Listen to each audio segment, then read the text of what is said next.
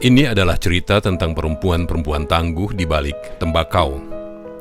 Sejak pertama kali tembakau ditanam di Jember, peran para perempuan ini tidak bisa dipisahkan. Sejak zaman Belanda, para pekerja di industri tanaman tembakau mayoritas adalah perempuan. Mulai dari proses tanam, pemupukan, panen, pasca panen, yaitu kegiatan sortasi di gudang-gudang tembakau. Peran perempuan di industri tembakau sangat membantu kondisi ekonomi keluarga mereka. Membuktikan bahwa tidak hanya laki-laki sebagai tulang punggung keluarga, sebanyak 21.000 perempuan di Jember bekerja di industri tembakau.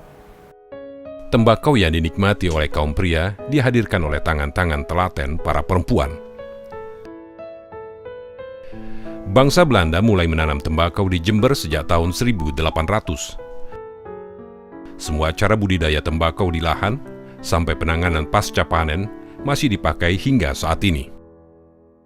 Sehingga bisa disimpulkan jika Belanda tidak menanam tembakau di Jember, maka tidak akan ada tembakau dari Jember yang terkenal hingga ke benua Eropa. Ada satu hal yang menarik dari budidaya tembakau. Mayoritas pekerjanya adalah perempuan, mulai dari pekerjaan di lahan hingga sortasi. Kaum prianya mengerjakan hal-hal yang tidak bisa dilakukan perempuan, seperti menjadi kuli angkut, sisanya berperan sebagai pengawas mutu.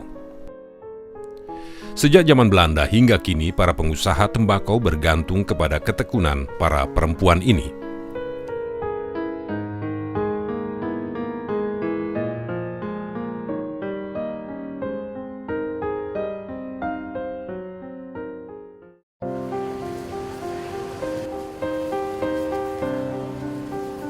Ini adalah UD Hari Basuki, salah satu eksportir tembakau besar di Jember.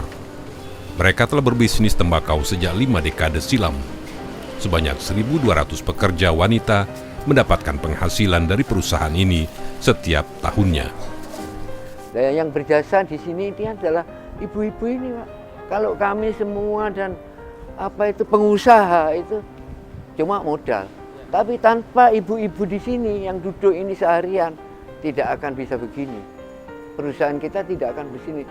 Banyak yang berjuang, itu adalah ibu-ibu ini. Tembakau tanpa ibu-ibu, tidak ada tembakau. Rupanya para pria tidak memiliki sifat kesabaran dan ketelatenan seperti para perempuan ini. Duduk sekitar 7 jam sehari dan diselingi istirahat 2 kali selama 1 jam. Istirahat pertama adalah jam 9 untuk sarapan. Ini adalah suasana di UD Kemuningsari yang berada di daerah Jenggawah, Kabupaten Jember.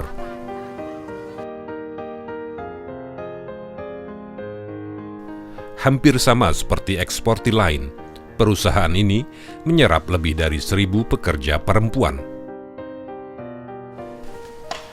Saat ini, pekerja perempuan tidak hanya bekerja untuk sortasi tembakau.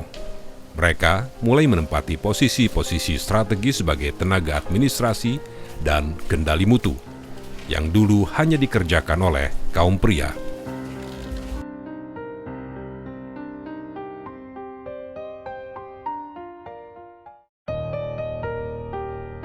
Ini adalah PT Gading Mas Indonesian Tobacco.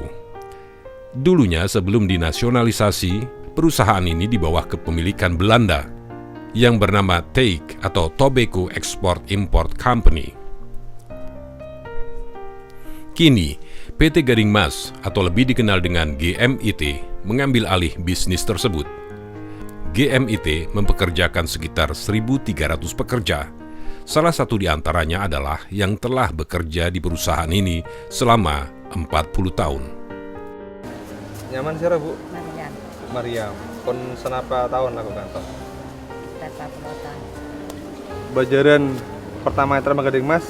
Senapa? Bajaran Rp35. Masih lakukan toh, seraan?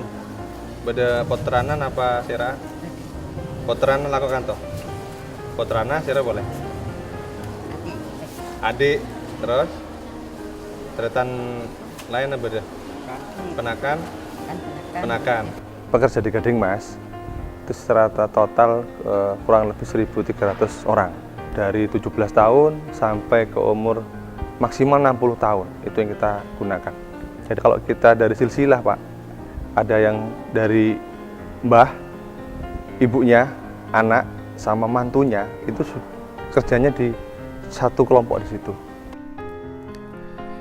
GMIT menyerap tenaga kerja sebanyak 1.300 orang per tahunnya, dan mayoritas adalah wanita.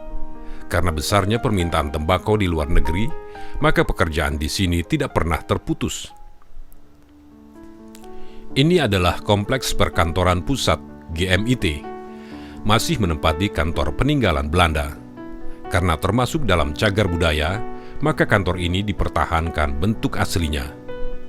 Karena mutu barang yang diekspor sangat baik, maka GMIT menjadi salah satu eksportir tembakau besar di Jember. Saya membutuhkan tenaga kerja sekitar 1.300 orang. Saya membutuhkan tenaga ini mulai dari bulan September ya, sampai nanti paling cepat April. Nah, setelah April itu biasanya saya sudah mulai mengurangi. Kalau pekerja wanita lebih banyak, karena sifat pekerjaan tembakau itu musiman. Satu juga yang harus kita ingat, wanita itu talent, artinya dia punya kemampuan itu lebih teliti, lebih sabar. Nah, itu yang tidak dimiliki pria. Makanya kalau pria di tembakau umumnya mereka lebih banyak di pekerjaan-pekerjaan yang sifatnya ngangkat atau mindah-mindahkan barang. Tapi wanita itu ke sortasi, karena itu membutuhkan ketelitian. TTN saja yang notabene perusahaan kecil, ya koperasi lagi bentuknya, itu menyediakan kesempatan kerja 1.500 orang. Dan itu kira-kira umur antara 20 sampai di bawah 50 tahun. Bayangkan kalau saya tidak kerja, dan berapa gudang di Jember itu tidak kerja. Berapa tenaga kerja yang nganggur itu. Seperti kita ketahui, kalau dikirim ke luar negeri, pulangnya itu bukan makin bagus, tapi makin dedel-duel. Itu harus dipikirkan oleh pengambil keputusan. Tidak gampang mengganti tembakau dengan tanaman lain. Proses sortasi yang dilakukan adalah memilah-milah daun tembakau sesuai dengan spesifikasi ukuran dan warna. Setiap ukuran dan warna memiliki kualitas yang berbeda. Para pekerja perempuan ini faham betul melihat warna-warna dari tembakau ini. Sekilas orang awam akan melihat daun-daun ini berwarna coklat. Tetapi petugas sortasi tahu bahwa ini adalah merah, merah muda, hijau, dan hijau tua. Karena di kultur Madura penyebutan warna hijau adalah biru, maka mereka menyebutkan bahwa ini adalah daun berwarna biru dan biru tua. Ini merah, ini biru, ini merah. Daun-daun tembakau yang telah disortasi akan diklasifikasikan sesuai dengan harga jual dan pesanan dari importir di luar negeri. Hal ini juga memudahkan mereka untuk mengidentifikasi jenis tembakau yang akan digunakan sebagai bahan baku cerutu, sehingga kualitas dari cerutu tidak berubah dari generasi ke generasi. Hingga saat ini, permintaan tembakau dunia kepada Kabupaten Jember tidak pernah menurun. Para pelanggan luar negeri, terutama Bremen, Jerman, tetap setia mengimpor tembakau Jember, bahkan meminta agar mutunya terus ditingkatkan. Kita lihat salah satu contoh tahun 2014 kemarin, ini untuk tembakau naos saja, ya, itu ada 1.400 hektar. Ya, dengan produksi 20.000 kuintal tembakau. Kemudian untuk tembakau Besuki Naos ya tahun 2014 kemarin itu ada sekitar 3.600 hektar dengan produksi 58.900 kuintal. Begitu besar produksi tembakau yang ada di Jember. Inilah alasan mengapa banyak pekerja wanita lebih memilih bekerja di bidang pertembakauan dibanding menjadi buruh pabrik, petani, atau asisten rumah tangga. Penghasilan di bidang tembakau lebih menjanjikan daripada profesi yang lain. Kita lihat ya, kalau dari segi ekonomi saya pikir ini cukup lumayan ya. Yang saya sempat konfirmasi pada para pabrikan ini, ongkos per harinya itu sampai dengan 40.000 per hari. Saya merasakan tidak pernah menurun. Belum pernah merasakan. Selama saya kerja hampir 40 tahun belum pernah merasakan. Kalau tembakau pemasaran kita itu turun, Pak, dampaknya kepada masyarakat. Ya, hidupnya itu, nafkahnya itu adalah di sini, di gudang-gudang, daripada di pabrik. Kalau kita semua ini mau tahu, tanya aja lah ke toko emas. Tanya, penjualannya bagus nggak? Kalau mereka bilang bagus, berarti musim panen tembakau bagus. Tapi kalau mereka bilang jelek, jelek. Jadi pengaruh ekonominya sangat besar. Tidak bisa dipungkiri bahwa tembakau adalah salah satu penopang utama ekonomi keluarga di Jember. Dari tembakau, penghasilan para ibu-ibu ini tidak hanya untuk makan saja, tetapi biaya pendidikan anak-anak mereka hingga perguruan tinggi. Kalau saya katakan rasa bangga, saya nggak berani mengatakan ada rasa bangga. Tetapi yang saya bisa katakan bahwa mereka melihat ini sebagai alternatif yang baik untuk menopang kehidupan rumah tangga mereka, membantu suami mereka. Terbukti saya sendiri, perusahaan saya, ada karyawan yang dulunya bekerja, karyawan wanita yang dulunya hanya bekerja sebagai istilahnya kita tenaga harian, tapi anaknya jadi sarjana dan sekarang bekerja di tempat saya. Dan dia menyarankan anaknya untuk kalau bisa bekerja di tempat kami. Dan kebetulan memang kami membutuhkan sarjana pertanian, ya saya pakai. Itu kenyataan yang saya hadapi gitu dalam hal ini. Para wanita ini kebanyakan berasal dari satu daerah yang sama, berangkat bersama-sama dan pulang bersama-sama. Mereka lebih merasa nyaman bekerja dengan rekan satu desanya. Di mata keluarga, profesi ini lebih dipercaya karena mereka bisa menjaga satu sama lain.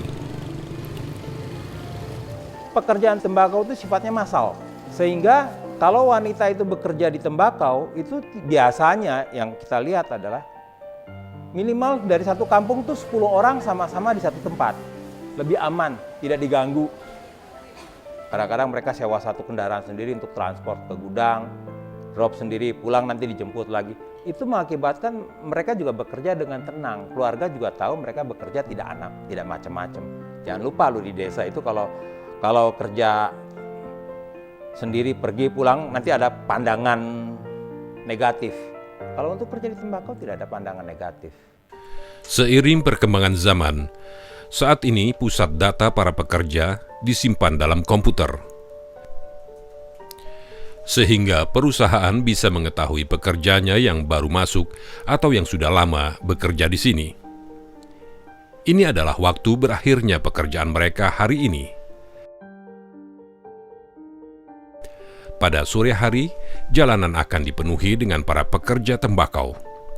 Di Jember tercatat 19 eksportir tembakau. Bila masing-masing eksportir memiliki rata-rata pekerja 1.000 orang, maka dalam waktu bersamaan terdapat 19.000 orang yang pulang ke rumah.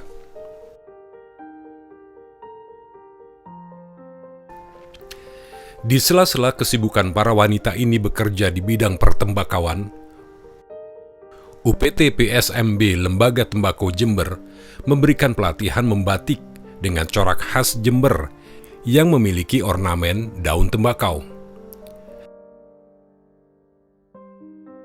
Dengan mendatangkan instruktur yang juga pengrajin batik untuk melatih ibu-ibu ini, mereka mengikuti pelatihan ini dengan penuh antusias, karena ini adalah hal yang baru bagi mereka.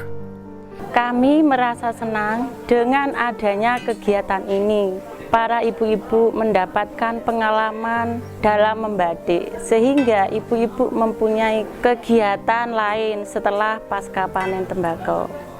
Kami selaku ibu petani tembakau menyampaikan terima kasih kepada UPT PSMB LT karena telah memberi kesempatan mengikuti pelatihan membatik ini. Harapan kami ke depan selaku ibu-ibu petani tembakau kepada UPT PSMBLT dapat menindaklanjuti kegiatan pelatihan ini. Perempuan-perempuan tangguh dari Jember ini telah membuktikan keahlian mereka menjaga tradisi tembakau.